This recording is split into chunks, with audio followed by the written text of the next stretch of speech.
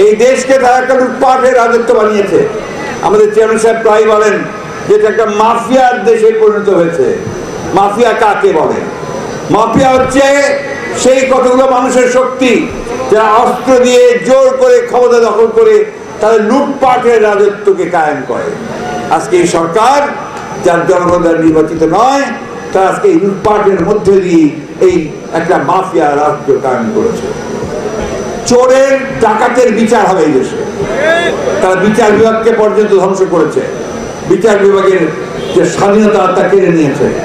আজকে প্রশাসনকে দলীয়করণ করেছে, শিক্ষা ব্যবস্থাকে ধ্বংস করেছে, স্বাস্থ্য ব্যবস্থাকে ধ্বংস করেছে।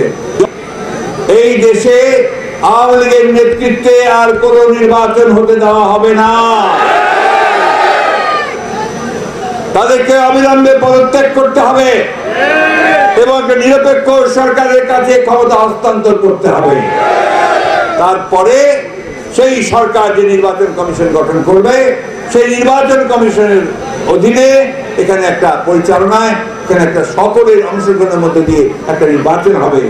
সেই নির্বাচনের পরে আমাদের নেতা তারেক রহমান সাহেব বলেছেন যে আন্দোলনকারী সমস্ত দলগুলোর সঙ্গে আলোচনা করে জনগণের কল্যাণের জন্য একটা সরকার গঠন করা হবে, যারা জনগণের সমস্যাগুলো সমাধান করবে।